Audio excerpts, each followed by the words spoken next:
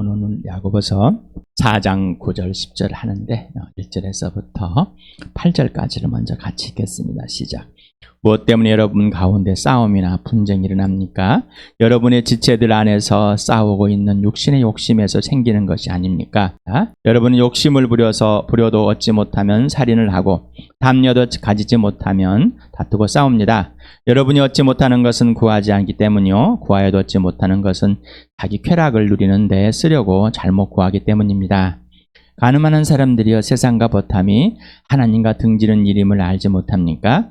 누구든지 세상에 침과되려고 하는 사람은 하나님의 원수가 되는 것입니다. 하나님께서는 우리 안에 살게 하신 그 영을 질투하실 정도로 그리워하신다라는 성경 말씀을 여러분 헛된 것으로 생각합니까? 그러나 하나님께서는 더 큰 은혜를 주십니다. 그러므로 성경에 이르기를 하나님께서는 교만한 자들을 물리치시고 겸손한 사람들에게 은혜를 주신다고 말합니다.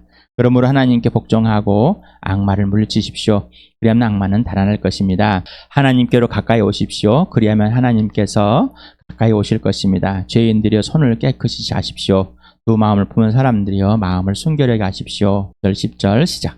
여러분은 괴로워하십시오. 슬퍼하십시오. 우리 우십시오. 여러분의 웃음을 슬픔으로 바꾸십시오. 기쁨을 근심으로 바꾸십시오. 주님 앞에서 자신을 낮추십시오. 그리하면 주님께서 여러분을 높여주실 것입니다. 야고보서를 읽을 때마다 9절에 도대체 왜 그럴까, 이런 말을 여기다 왜 써놨을까 의문을 던지는 분도 계실 겁니다. 저도 처음 성경을 읽을 때 의문을 던졌습니다. 그리고 참 고민했습니다. 도대체 이 말이 무슨 말인가? 또 읽고 또 읽어봤습니다. 성령님께 물어봤습니다. 문맥을 봐라. 위의 내용과 아래 내용을 봐라. 왜 그랬은가? 그럴까? 왜 야고보는 이렇게 썼을까? 질문하고 또 질문했었습니다. 수년을 질문했었습니다. 여러분은 어떻습니까? 이 구절을 읽을 때 이해하고 읽으셨습니까? 저는 예수 믿고 수년 동안 이해를 못했었습니다. 목사인데 이해를 못했습니다. 목사 되기 전에요, 목사 안수 받기 전에 신학교를 가고, 예수 믿은 지 1년 만에 신대원을 가고, 그 다음에 이제 고민하는데 이해가 안 됩니다. 그때는 주석서도 찾지 못하게 하시기 때문에 그냥 고민했습니다. 물어봤습니다. 문맥을 봐라. 볼 수밖에 없었습니다. 이구나, 죄인, 범죄한자구나, 하는구나. 내 범죄함이 그 크기 엉엉 울었습니다. 이 이야기를 하고 싶었구나. 또 알아보겠습니다. 이 야고보서를 하면서 제가 이렇게 성경을 하지 않겠습니다.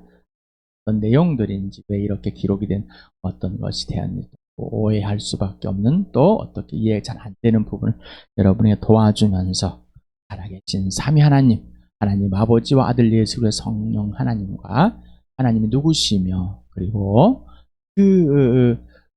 그분들의 뜻과 계획과 또 의미와 이것을 알고 싶어서 또 알려드리려고 이것을 한 것이지, 강설교처럼 내용을 분석해서 이 시대에 접목해가지고 적용을 할 수 있도록 이렇게 저는 그런 재능이 없습니다. 그래서 그냥 성령님께서 주신 것으로 하고 있습니다. 재미도 없을 것이고 또 기뻐하지 않을 수도 것이고 웃기지도 않을 겁니다. 그러나 주시기 바랍니다.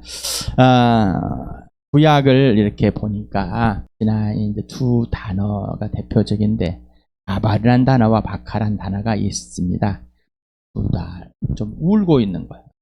통하고 슬퍼하는 건데, 이 아발이라는 단어는 감정이나 제 심판 때문에 슬퍼하고 또 탄식하고 또 죽은 자를 위해서 이렇게 곡하는 것, 애도하는 것, 이런 것에 많이 쓰인 단어임을 봤습니다.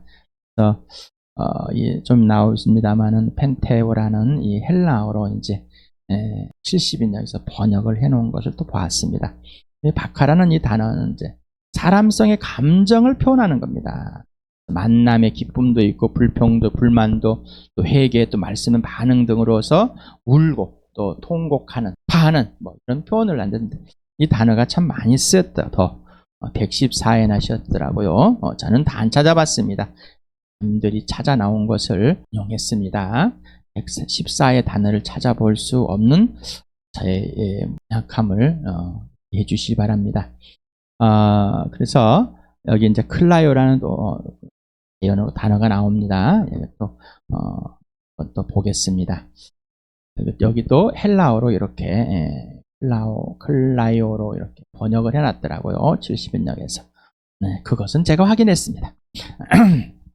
사무엘하 19장 1절에 다윗의 압살롬이 아버지를 반역하고 했을 때 이제 아들의 죽음을 듣고 우는 다윗의 모습을 이렇게 그려놨습니다. 써놨습니다. 어떤 사람이 요압에게 아뢰되 왕이 압살롬을 위하여 울며 슬퍼하시나이다 하니라고 개역개정을 해놓은 이유는 세번역은 그냥 전체적으로 울다와 슬퍼우담을 그냥 한 번에 표현해놨더라고요. 부족함이 있어 개역개정을 써놨습니다. 울다 여기서 울다 박하라는 말 너무나 아픈 그런 마음이고 그 다음에 슬퍼하다 아발 죽음에 대해서 아들의 죽음에 슬퍼함을 표현한 단어입니다. 그 다음에 이사야서 66장 10절을 한번 읽어볼까요? 시작. 예루살렘을 사랑하는 사람들아 그 성읍과 함께 기뻐하고 즐거워하라. 예루살렘을 생각하며 슬퍼하던 사람들아 너희는 모두 그 성읍과 함께 크게 기뻐하라. 예루살렘이 망하지만은 하나님께서 예루살렘을 회복하겠다. 예루살렘 망함 때문에 죄로 범죄로 하나님의 심판의 대상이 되어서 무너져버린 그 아픔. 그래서 항상 슬퍼했다. 예. 말이 사용되어 있습니다. 말은 뭐라고요? 다시 한번 보겠습니다. 예. 감정이나 죄의 슬픔에 그 죄에 대해서 그 심판에 대해서 너무너무 아파하는 그런 이제는 그 아픔을 멈추게 하고 기뻐해 주겠다는 하나님의 약속이 있습니다. 에스라 선지자 에스라가 고백하는 이 상황을 한번 읽어보겠습니다. 시작. 에스라가 하나님의 성전 앞에 엎드려 기울면서 기도하며 죄를 자백하자 이스라엘 사람도 남자 여자 어린아이 할 것 없이 많은 무리가 에스라 주변에 모여서 큰 소리로 슬피 울었다. 죄라는 단어가 그 말씀을 들을 때 회개하는 그런 놀라운 그래서 하나님의 성전 앞에서 이제 성전을 앞에서 무너진 성전 앞에 기도하며 죄를 자백 범죄함을 이스라엘 범죄함을 다 울었다. 여러분 범죄함의 회개가 일어날 때 10장 6절을 또 한번 읽어보시죠. 시작. 에스라는 하나님의 성전 앞에서 물러나와 엘리야십의 아들 요하난의 방으로 들어가서 포로로 잡혀갔다 돌아온 백성이 지은 죄 때문에 밤이 새도록 밥도 먹지 않고 물도 마시지 않으며 슬피 울었다. 네, 또 가서 웁니다. 자녀들의 범죄 때문에 울어보았습니까? 저는 많이 울었습니다. 울어도 눈물이 저의 지체들의 범죄 때문에 울어봅습니까? 울어도 또 울고 싶습니다. 울음이 그냥 나옵니다. 나의 범죄 때문에 울음이 또 나리라는 사용됩니다. 출애굽기에 이런 표현을 한번 읽어봅시다. 너희는 이제 곧 젖과 꿀이 흐르는 땅으로 들어간다. 그러나 나는 너희와 함께 올라가지 않겠다. 너희는 고집이 센 백성이므로 내가 너희와 함께 가다가는 너희를 없애버릴지도 모르기 때문이다. 백성은 이렇듯 참담한 말씀을 전해 듣고 통곡하였다. 그리고 그들은 아무도 장식품을 몸에 걸치지 않고 데리고 나왔는데 하나님이 버리겠다. 그 속의 땅은 내가 보내주겠다. 함께하고 싶지 않는 하나님의 마음. 여러분 그럼에도 불구하고 하나님이십니다. 없애버리지 않으시고 그 아들 예수 그리스도를 보며 사람들은 짐승의 피를 보면서 하지만 하나님 아버지는 그 아들의 피를 보면서 해서 멈추실 수밖에 없는 백성들은 이렇게 들으면서 되게요 통곡하였다. 여러분 이 말씀을 읽을 때 통곡하십니까? 이제 괴로워하다. 그렇죠? 여기는 이 단어는 한 번만 쓰여 있는데 명령법 단순 과거 능동태. 명령법 단순 과거는 제일 부정과거는 부정과거라는 단순 과거라면 시점이 정해지지 않는 것을 부정과거라는 정해지지 않았다, 부정이다라는 것이지 없다는 거, 아니다라는 것은 아닙니다. 해야 할 일을 하지 않고 있을 때 즉시 실행할 필요가 있을 때 쓴다고 그랬죠. 헬라어에서 썼다고 그럽니다. 또 헬라 시대 안 살아봤고 그냥 문장을 봤고 또 저도 배웠기 때문에 연구가들을 통해서 배워서 그냥 이렇다라고 하고 있습니다. 내용을 보면 또 옳다고 동의가 됩니다. 이건 학대받다, 괴롭힘 당하다, 슬퍼하다, 비참하게다, 괴롭게 하다, 단식하다, 비참함을 경험하다, 뭐 이런 것은 경험하다 합니다. 예수 그리스도 앞에 범죄한 자신의 실체가 드러날 때 가슴에 찢어지는 통회와 회개로 관계 회복을 말하는 의미한다고 속뜻을 내용은 이런 것이 아닐까 생각해 봅니다. 그래서 범죄함을 괴로워하라 이렇게 명령하고 있습니다. 언제요? 즉시, 지금 그러지 말고. 지난번에도 말씀을 드렸죠. 세상에서는 범죄를 하나의 시점에서 보지만은 하나의 사건, 그 사건의 시점. 그러나 하나님과는 관계와 질서, 범죄함은 지속되고 있다는 것을 전해드렸습니다. 그러니 그 즉시, 지금 즉시 관계와 질서를 회복하라. 왜? 하나님의 아들 예수 그리스도의 피로 죄를 덮었기 때문에, 지금도 용서하고 용납하고 있기 때문이라는 것입니다. 슬퍼해라. 이렇게 또 변했습니다. 이거는 또 아까 펜테오라는 죽은 자를 장송곡을 부르는 애통의 의미, 슬퍼하다, 애도하다, 뭐 이런 한 10회 사용되는가 봅니다. 그래서 범죄의 고통과 죄의식은 부모를 잃은 자식을 잃은 아픔보다 더 큰 슬픔과 통곡을 표현하고 있다고 합니다. 자, 그 다음에 울어라. 플라이오란 나왔죠, 그렇죠? 그래서 울다, 슬퍼하다, 눈물을 흘리다, 40회 정도 사용됐습니다. 우리 신약에서 범죄함의 인지와 의식, 곧 하나님과 관계 질서를 깬 범죄로 그 결과로 발생한 범죄에 대한 의미와 크기, 그리고 용서받음에 대한 의미와 크기에 대한 크기에 동반한 애통의 눈물을 의미한다고 합니다. 울어라. 어떻습니까? 이 말씀을 들을 때 괴로워, 범죄 때문에 슬퍼해라, 울어라. 하나님이 왜 성령은 그랬어요? 왜 예수님이 암에 달려 죽어야만 돼요? 그냥 교리로서, 어떤 그냥 천국 가는 의미로서 그냥 내 죄의 크기와 깊이는 알지 못하, 범죄 또 그 죄의 결과들은 어떤 것인지 알지 못하, 그냥 그러는 세상에 또는 법칙을 가지고 반성하고 막 후회하고 내가 왜 그랬을까, 내가 반성문 다시는 안 그러겠습니다, 그런 게 아니라 예수님이 내 죄의 크기가 뭘길래, 내가 또 그 죄의 결과들이 그 크기가 뭐길래 왜 하나님이 죽지 않으시할 분이 나는 왜 그 범죄들이 하나님 아들의 대가로만 해결이 될까? 범죄의 제목은 뭐예요? 교만이죠. 하나님보다 높고자 하는 것이죠. 하나님을 내밀치고 내가 주인 되는 것. 그래서 자신의 생각, 감정, 안위가 중요하여 자신이 원하는 대로 생각하고 감정 표현하고 또한 자신을 보호합니다. 다툼과 싸움, 그리고 세상과 벗이되고 범죄를 인정하고 고백하는 통곡의 시간과 다시 돌아와 삼위 하나님 관계 질서 회복을 명령하고 있습니다. 결국은 모든 것은 우리가 하나님보다 높고자 하는 교만한 마음에서 온다. 욕심이다. 야망이다. 죄를 낳는 것이다.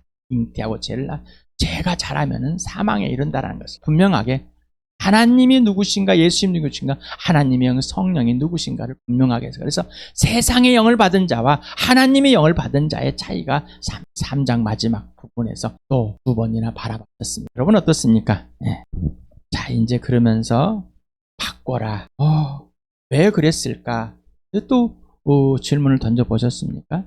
아까 제가 몇 년 동안 고민을 해봤던, 여러분 해보셨습니까? 왜 이들은 이 내용을 듣고 알아들었을까? 야고보가 쓴 편지를 나는 성령께서 지금 이 말씀을 하시는데 알아듣고 있는가? 왜 이런 웃음이 슬퍼야 되고 바꿔야 된다는 즐거움, 기쁨도 왜 근심해? 왜 그래야 될까? 이게 도대체 무슨 의미인가? 여기에는 명령법 단순 광고 수동태로 쓰여 있습니다. 바꾸다, 변하다. 여기에서 웃음과 즐거움은 범죄하면서도 범죄를 인지하지 못하고 인식하지 못하고 지내는 상태를, 우리가 애들을 키울 때 자기가 무슨 잘못을 했는지 모르고 실실실 쪼이고 그냥 사고치고 와도 울고 웃고 막 까불고 하는 그런 모습으로 그냥 죄의식이 없다는 얘기죠. 지금 상황에 웃고 즐기고 하는 것이 자기의 죄의식이 없이 있다는 것입니다. 그러니 슬픔과 근신이다. 앞에서 괴로워하고 슬퍼하고 울어라. 범죄함의 그 범죄함이 뭔지 알고 또 하나님의 용서와 사랑 속에서 그 회개에 돌아감으로써 그 애통함, 내가 왜 범죄함을 하나님과의 관계를 깨버린 창조주를 인정하지 않은 이스라엘 백성의 고집이 세서 하나님께서 없애버릴 수 있는 나를 용서하시고 사랑의 고백입니다. 애통할 수밖에 없어요. 슬픔과 근심에 쌓여 어떻습니까? 잘못 알면은 우울하라 그런가? 우울하니 그냥 장례식 복을 입고 있는 사람 같이 쓰라는 그런 얘기가 아닙니다. 그런 얘기가 아닙니다. 질문해 봅니다.